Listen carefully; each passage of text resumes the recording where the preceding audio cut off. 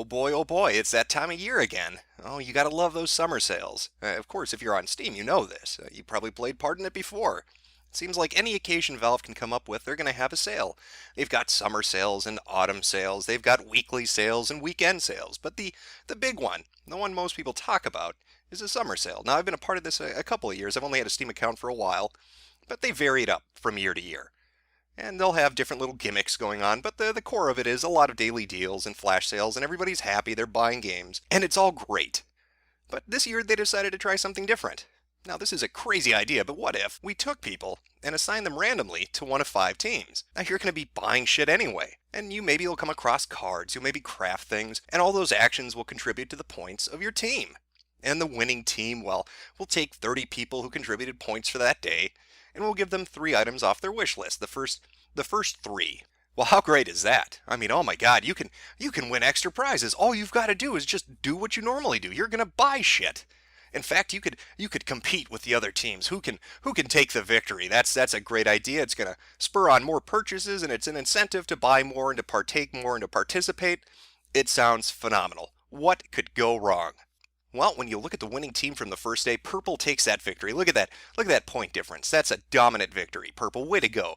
That's what, 70,000 plus points? That's phenomenal. I mean, that's a great way to start it off. Look at Red down there. 376 point. Are you even trying, Red? Get good, Red. What are you doing? That is shameful. And then day 2 comes around, and look, Red's had enough of that shit. It's not gonna take Purple's crap anymore.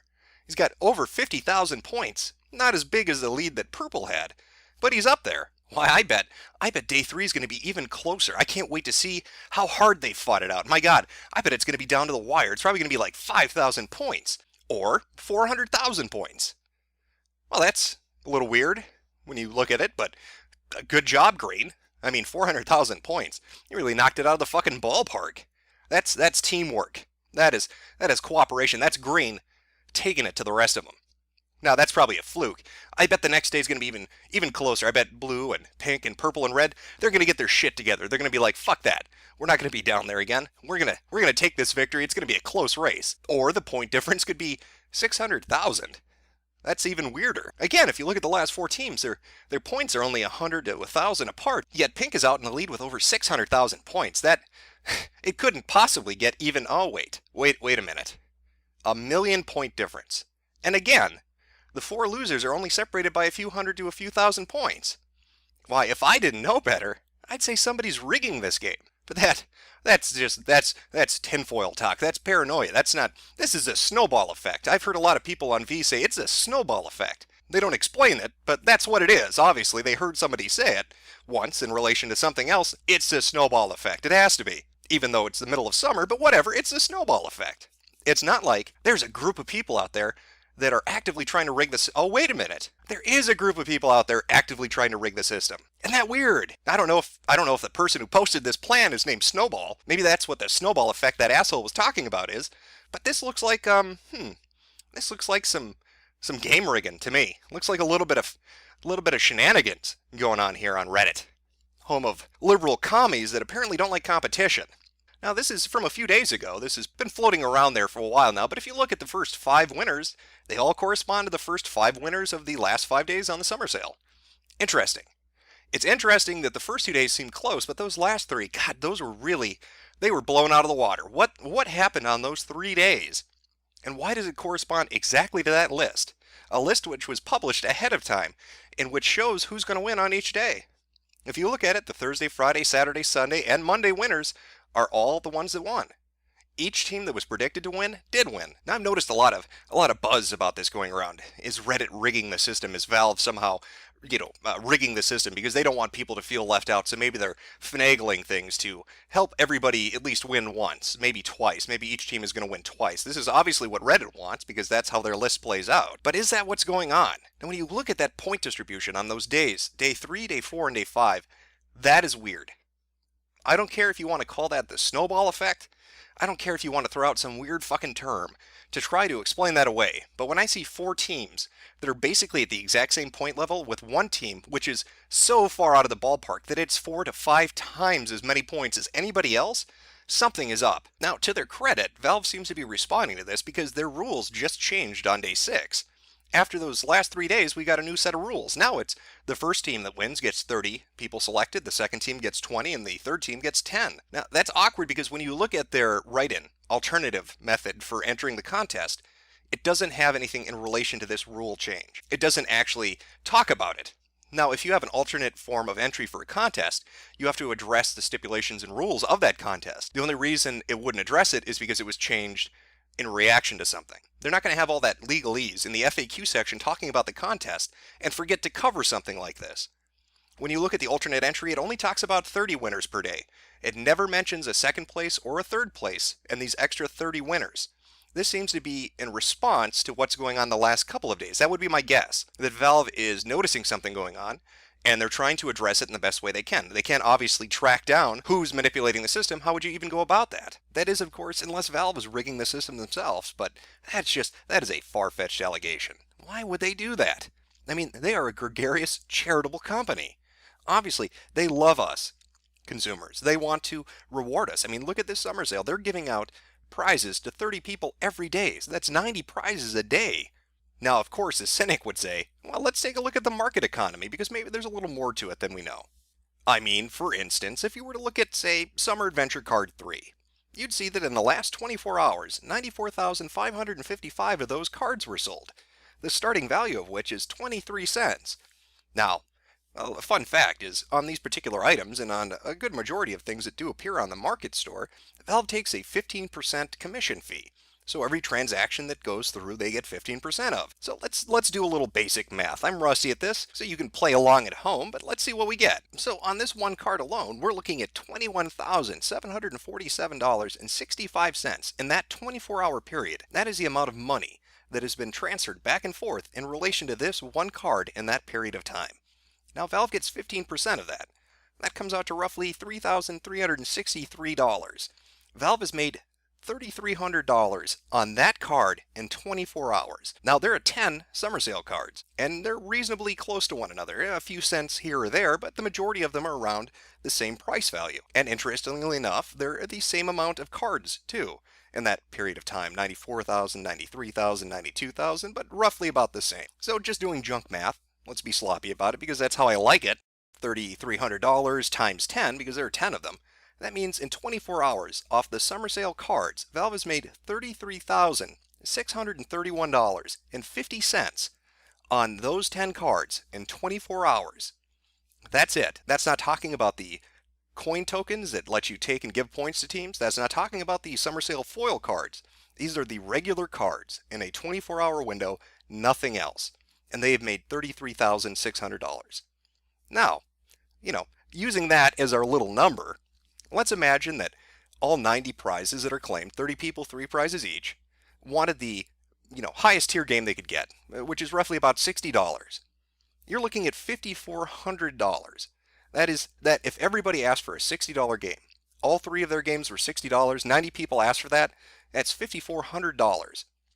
Meaning that just off these summer sale cards alone, Valve has made, after giving out prizes, a profit of $28,231.50. Now, somebody might respond and say, well, wait a minute. What if they wanted something that was more expensive than $60? What if there was some magical item on Steam, some piece of software that was really expensive? Well, let's take that hypothetical, for instance. That would mean that all 30 people would have to claim for their prize something of value at $373.68.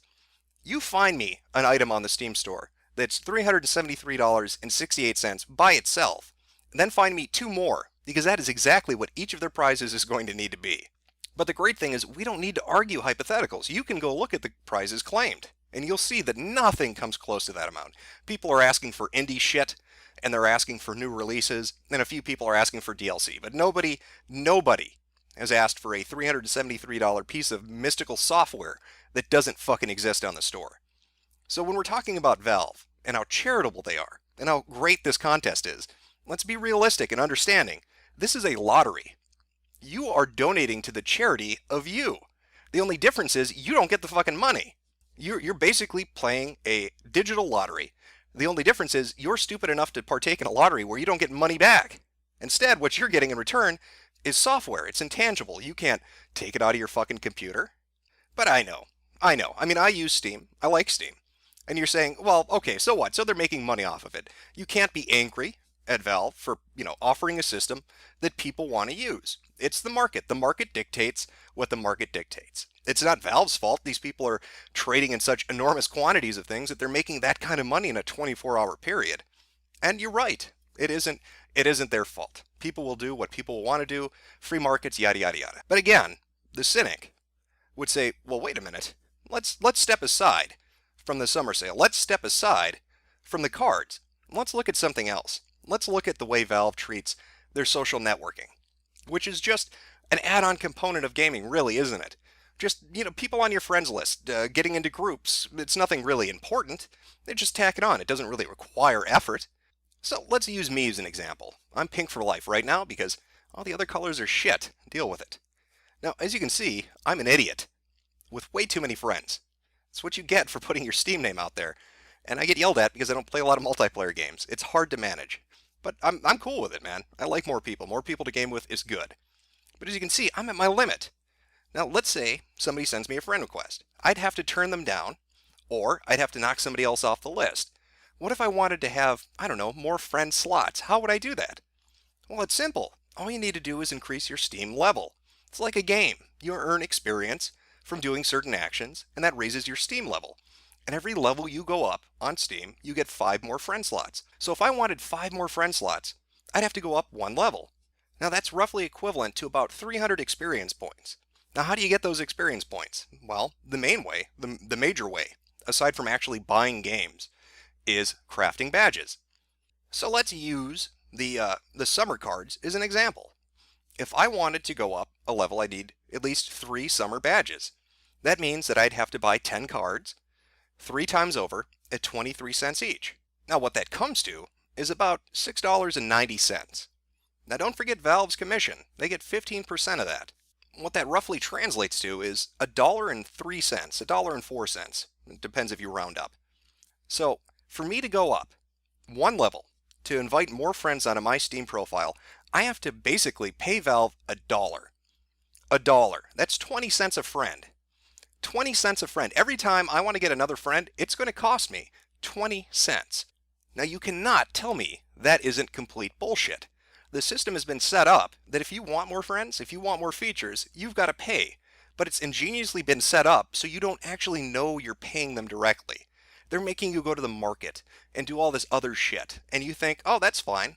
I'm just dealing with other users. But you're not. You're paying Valve every time you do a transaction. And Valve is taking that money. So every time somebody levels up their Steam account because they want another friend, every time somebody wants to complete a badge, every time somebody wants to sell something, Valve is getting a cut of that profit. 20 cents for a friend. How about we, Gabe, how about we just cut out the fucking middleman and you just give me your PayPal account and I'll just fucking wire you the money. That works out easier for me. I would rather just send you the fucking dollar than spend $7 on useless fucking badges that don't do shit. How about I'll PayPal it to you, Gabe. Just give me your fucking PayPal information and I will send you the money directly. Why don't we just cut the bullshit out and just do that? Could you imagine if Facebook tried this? Could you think of all the normals that would lose their fucking shit if Facebook suddenly told them it's going to cost you 20 cents a friend? It would be a riot. There would be, mainstream America would fucking torch the country in response to that. They wouldn't be able to handle it. Zuckerberg would be laughing to the bank before he got lynched in the street. But somehow, it's okay if Valve does it. Nobody else though, but if Valve does it, it's okay. Now I'm not saying all this because I want you to think that Valve is involved in rigging the game. I actually don't think they are. I think somebody else might be manipulating things and Valve is responding to it. But I don't want to make it out like Valve is some innocent party and they're just doing their best. Now, they're in it to make money, obviously. And you're dancing around, and I'm dancing, we're all dancing around like idiots as they take their 15%. And these people, theoretically, these people that are rigging the game, could you imagine? A 1,000,000 point difference. A 1,000,000 point difference. And how many points do you get per badge and per transaction? How much does that cost in money? And then take the 15% of that and give it to Valve. I can't even fathom the number of money that's going back and forth right now, and how much Valve is going to have made in these last 5 days, and once the summer sale is over. Again, just from the common cards, not the foil cards, and not the coins. If you add those in together, who knows how big that fucking number is. And so when you look at Valve changing the rules, you think, well, that's great. They're going out there, they're addressing the needs of the consumer, they want to protect us. But the cynic could say, looking at a graph like this, that the value of the cards has declined, meaning the percentage Valve is getting has declined. So if they can make the game seem more fair, and people bitch less about it and think they have a better chance, the card value will go up. Because more people will be doing transactions, and they'll be more valued because it feels like you actually can do something, you can accomplish something. That might artificially raise the price. I don't know. Just something to think about. But 20 cents a fucking friend? Really, Gabe? The only reasonable response to that, the only normal, well thought out, logical course of action would have to be throw the Jew down the well, so my country can be free. You must grab him by his horns, then we have a big party. If you see the Jew coming, you must be careful of his teeth. You must grab him by his money, and I tell you what to do. Everybody, throw the Jew down the well, so my country can